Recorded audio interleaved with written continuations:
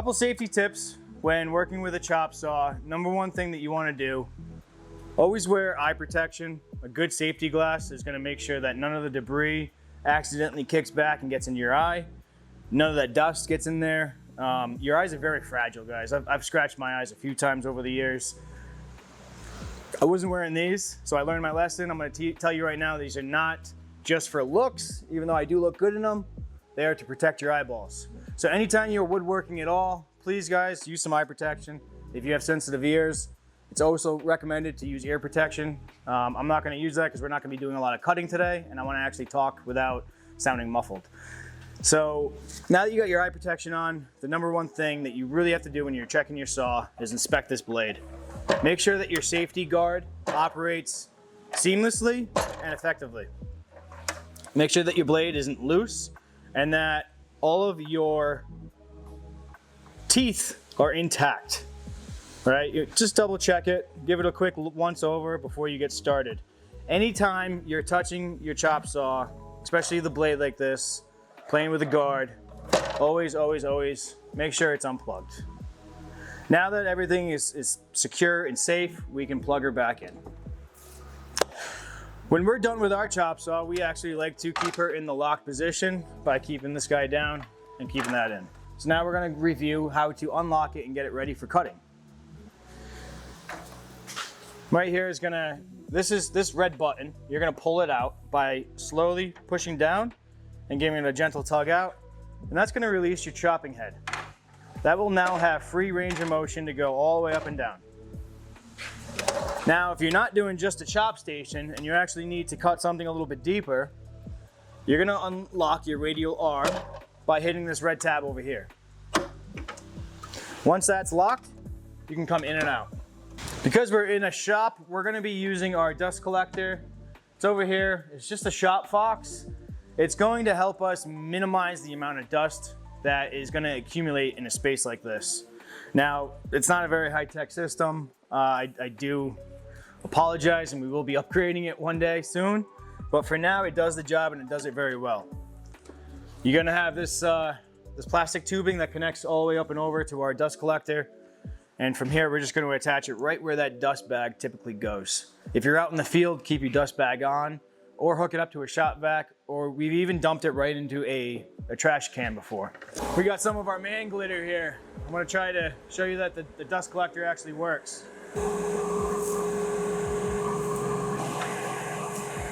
A little bit for me. As you can see here, you got these two little dummy-proof icons that you do not want to extend your hands closer to the center here. If you do that, you may just cut off your finger. When we're working, we're going to keep our hands out and away from the blade. We know that our stop is working good, we know that our blade is intact, and we know that everything is functioning here. Once we have that all set up, now let's go over a few tips and tricks on how to use this bad boy.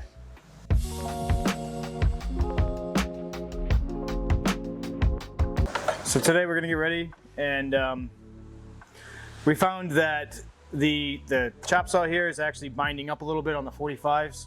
So we're gonna go through and we're gonna disassemble the vacuum system that we have set up here. Untwist that guy. Dude.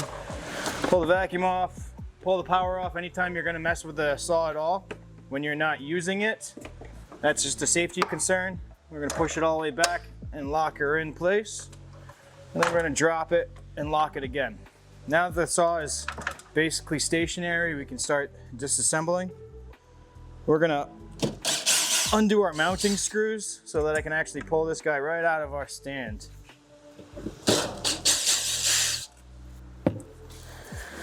All right, let's close these guards up, making it even a little more compact and easier to lift and move. Right on the edge, we can see what's going on. All right, so we got some sawdust buildup. From time to time, you have to pull it out and clean it all out. So we're gonna get in here. I'm gonna try to break up that hard sawdust and blow it out.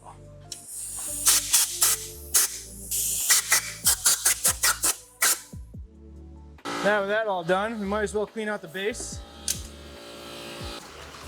Months and months of use. You got to keep up on it, guys.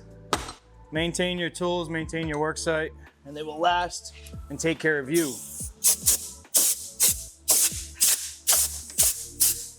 So this is the Bosch chop saw that we're working with today.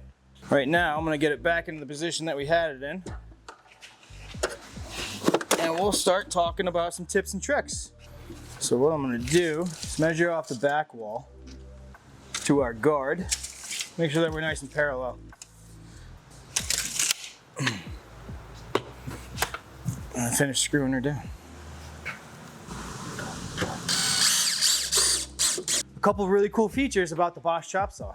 Well, this chop saw can get to a 45-degree angle going each direction. It actually goes to, I think, a 46 or a 47 if we hit this other button here. So this is your bevel lock. You're gonna lift this anytime you want to tilt your chop saw right to left. Once that's lifted, it will automatically tilt to your left, all the way down, locking in at the 45-degree without any touching. Before, we didn't clean out the dust. It was all caked up back there. I actually couldn't get to a 45, so I wanted to show you all that. Now, if you want to go to the right, see how it's locked? All you got to do is move this guy down.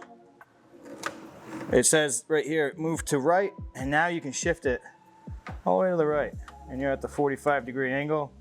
And if we go all the way down, I think you can max it out at a 47-degree. And then come back. Once it gets to 0, all you got to do is hit the locking button down and you're good to go. The quick releases and how to change the angle when you're cutting flat pieces. Right here is your tension knob, and your quick release is going to be the button right underneath here.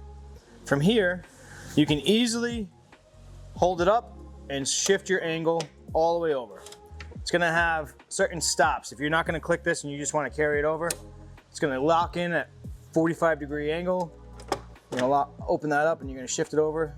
It's gonna lock in again at a 31.6-degree angle, which is, again, when you're using for crown. Lock this bad boy up, shift it over. It's gonna lock in again at 22.5, and then it should lock in at 15, and then 0.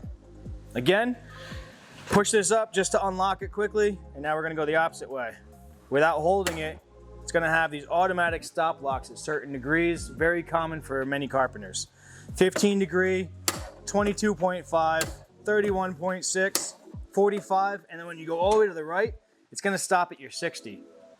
When you go all the way to the left, it's gonna stop at your 50. That's as much as that this chop saw will allow.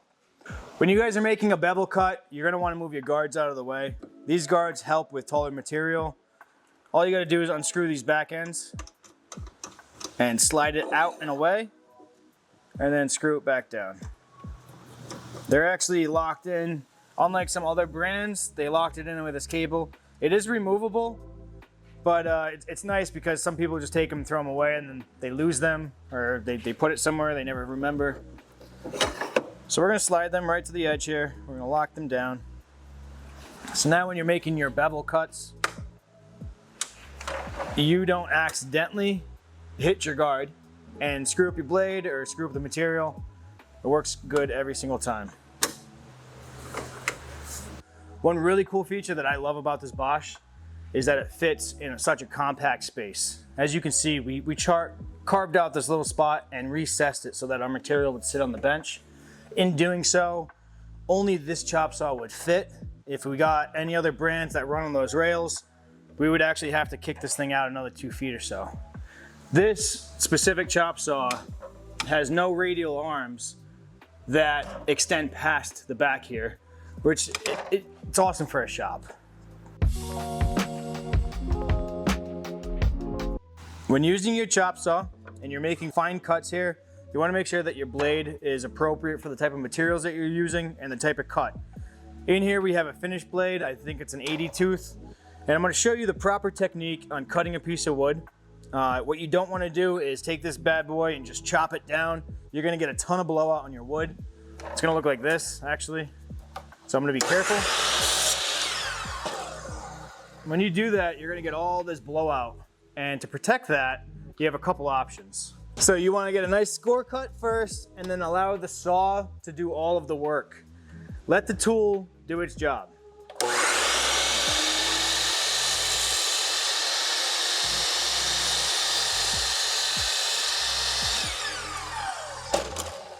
Now, you're gonna have a lot less blowout with a nice clean cut every single time.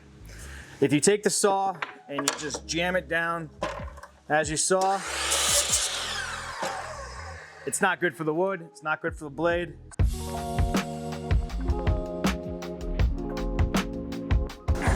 All right, so we're gonna review how to cut a stop block.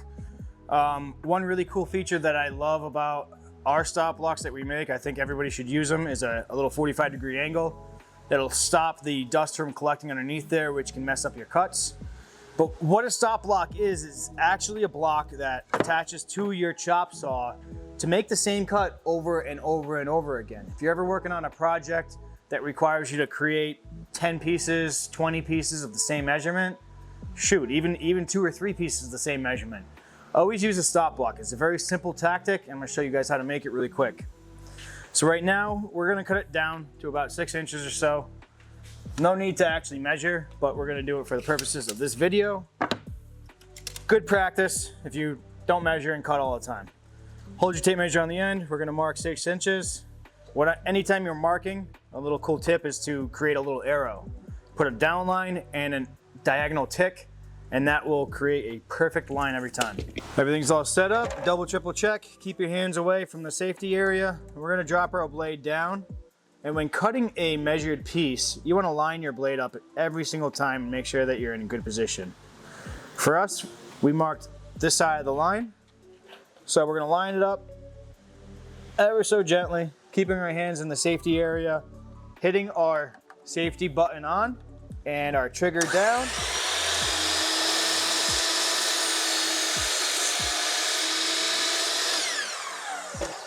All right, now we have a piece that's 6 inches long. Right on the money. So the cool feature that I was trying to tell you guys about the stop block is cutting this angle at the bottom. We're gonna set our chop saw to a 45 by hitting our quick release here, setting it over to the 45 and locking it in.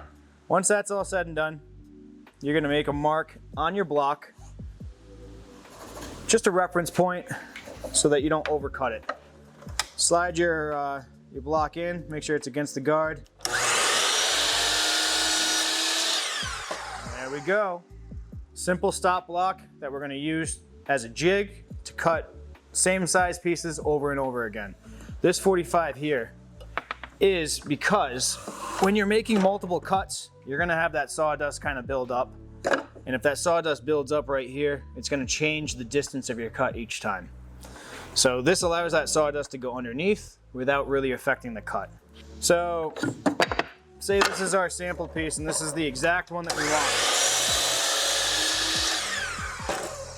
This is the piece that we want to replicate time and time again. You're gonna drop her down without hitting your blade and you're gonna gently press it against the blade. Then you're gonna use your stop block and slide it in nice and snug there. You should be able to lift your blade and allow this piece of wood to not move. Once that block is in place, we're gonna clamp her down.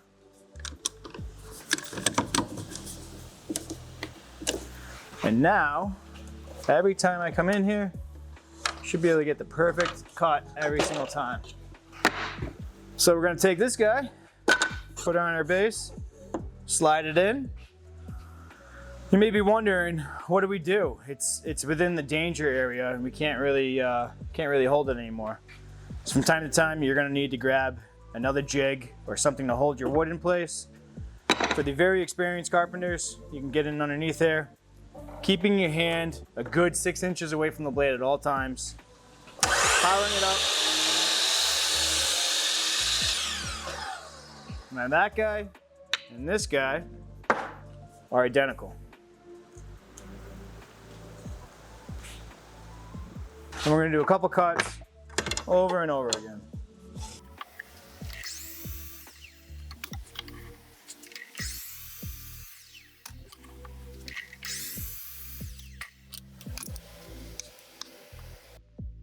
Nice and even, 3 of them identical.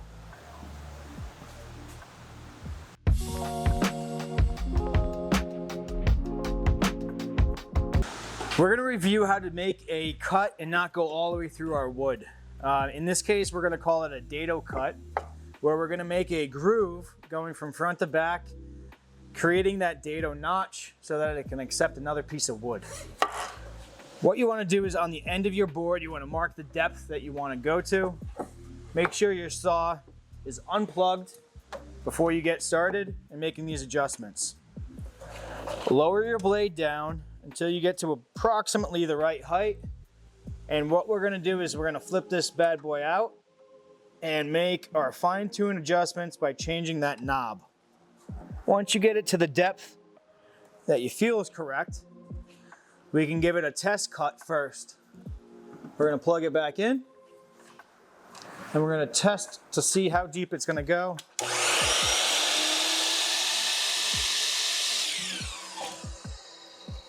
Good. So now that we got our depth, as you can see, I wasn't able to push this bad boy all the way back. So we're gonna use another block here behind our wood. This is your sacrificial piece. And we're gonna make a dado right here in the middle of this board.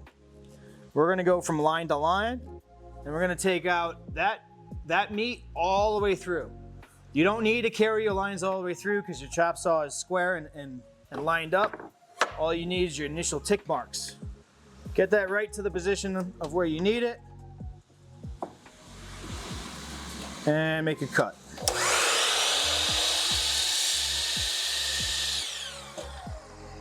One cut down, now you can shift your board, go to the other cut.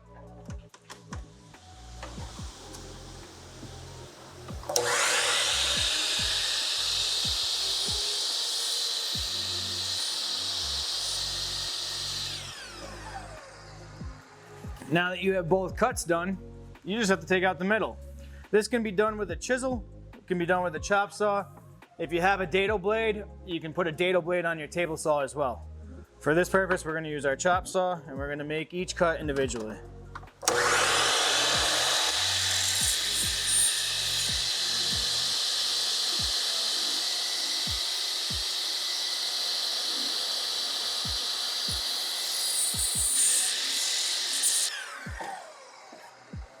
Okay, and there you go.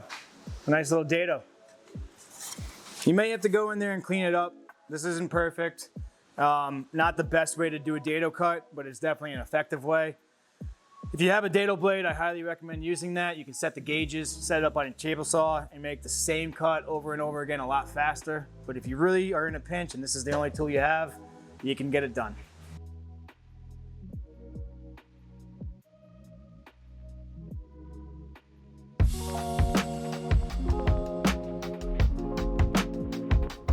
First I'm gonna do is I'm gonna measure the piece to the width of the chop box so that I'm not overly extended.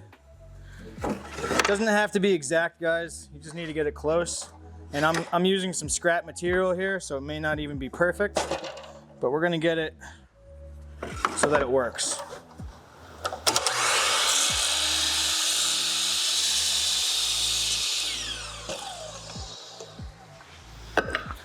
Once you have your back guard, next you're gonna need a piece of plywood.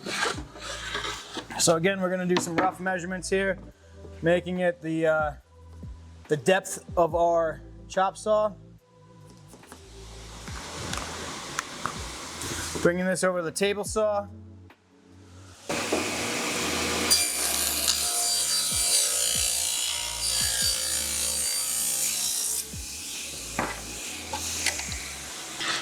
Getting these guys to be the same measurement.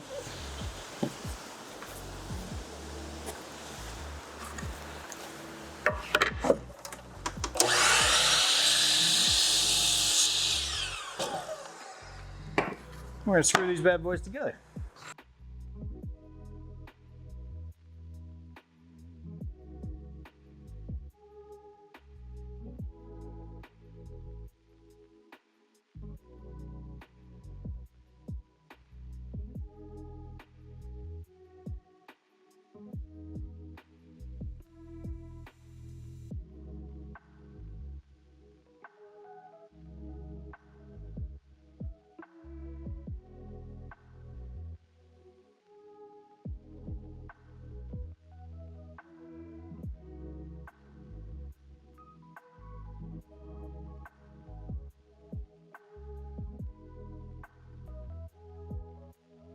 and you have a 0 clearance board. What we're gonna do is drop this saw down.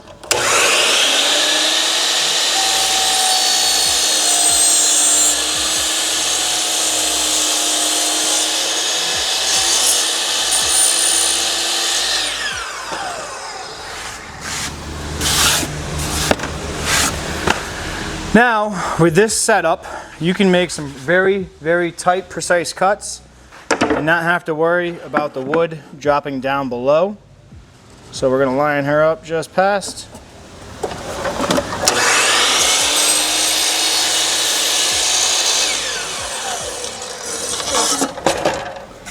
And you can make your sliver cuts without having to worry about your material dropping down in between. Take this guy off, let me show you the difference. This guy is a lot thicker than that one, right? We cut it down so it's one blade. Now, we want to take a sliver off of this guy. But in doing so, you get a bunch of junk down there. Always unplug your chop saw. You can use something like this to try to pull stuff out. Best way to do it is to undo your Allen wrenches here, pull a guard out and clean it out from time to time.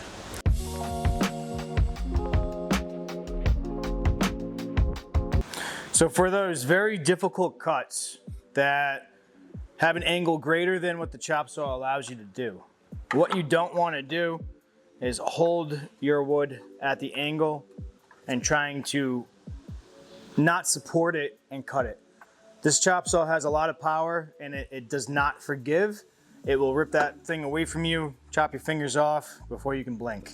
So what I'm going to show you today is a quick little jig to set it up to cut your angles that are greater than what your chop saw can. As you can see here, there's no way I can cut this angle on this chop saw without putting my hands and my life at risk. So what we're gonna do today is we're gonna protect the chop saw with some tape. Putting down the painter's tape will allow us to build this jig out the right way. When you put the tape on, you wanna make sure that it's on the part of the chop saw that does not rotate. I'll show you why in a second. I'm gonna grab some 2P10 or any type of construction super glue. We're gonna drop it right on top of that tape. Just a couple dabs and a couple swirls. That's all you need. Grabbing the activator, and we're gonna put it onto our wood, both ends, so that when I place it down, it activates our glue. Bang.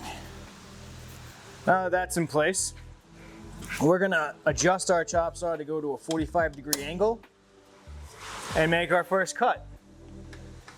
Let's put the dust protector dust control on.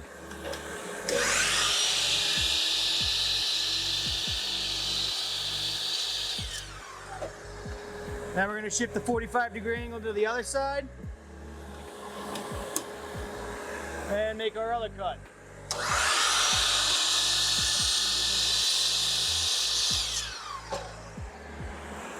Remove your triangle, and now you have two 45-degree angles.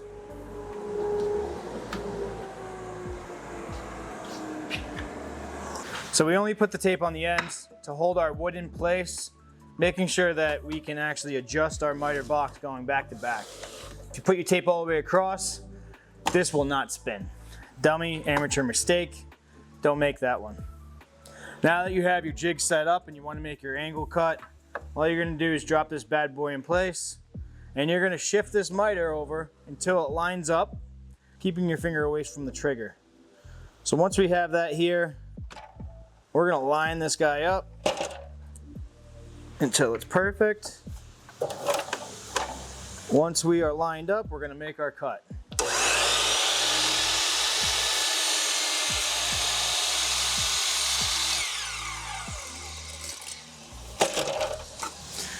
And there you go. Once this is all said and done, you don't need this anymore. The jig is easy to remove because you taped it down. No harm to your chop saw. Ready for the rest of your work day.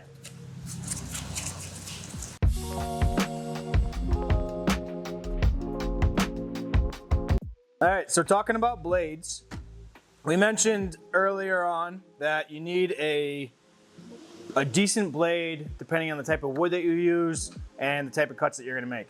So in front of me, I pulled out a couple blades that we have on hand right now. Currently in the chop saw is a Diablo 50 tooth combination blade.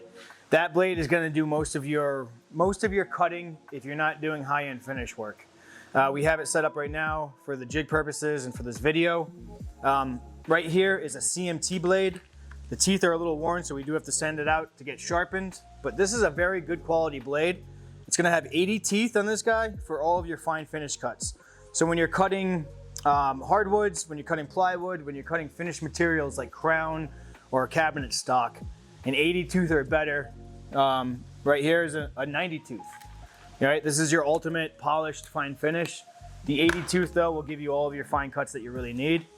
Dropping down to your 50 tooth is gonna give you a decent cut. You can use this blade on your table saw, you can use it on your chop saw, and you can get most of your basic cuts done with this bad boy. Now, I have another one over here. It's an 84 tooth, specifically designed for laminates and aluminum. We use this because we do have some rail systems that we've used in the past that have aluminum cores. So you don't want to use your wood saw for your metal, so that's why we have separate blades for each use. We'll label them, keep them in the packs, and then keep them stored underneath our chop saw for easier accessibility. You're gonna notice that I have a lot of Diablo blades. Easy to buy for us. They're very readily available over at the depot. Not the best quality blade in general, but they do hold up and they do a very good job. If you can spend the money, I'd say get a CMT or a better type of blade like that, and then just find a good sharpener. We use Burns Power Tools, our local tool supplier, and we can drop our blades off, they'll sharpen them up, dip them in wax, and then give them back to us. Very cheap, and it extends the life of your blade.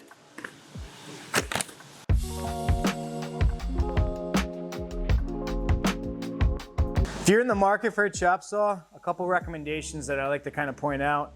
Think about where you're going to be using it and what you're going to be using it for. If you're a DIYer, you don't need to go out and buy the most expensive, beefiest, most powerful saw. It's just not the case. They make brands and off-brands that will do the job. A couple things that I like to pay attention to are the warranty that your saw comes with. I'm a professional and we use our tools every day. We do beat them up, but we do take care of them at the same time.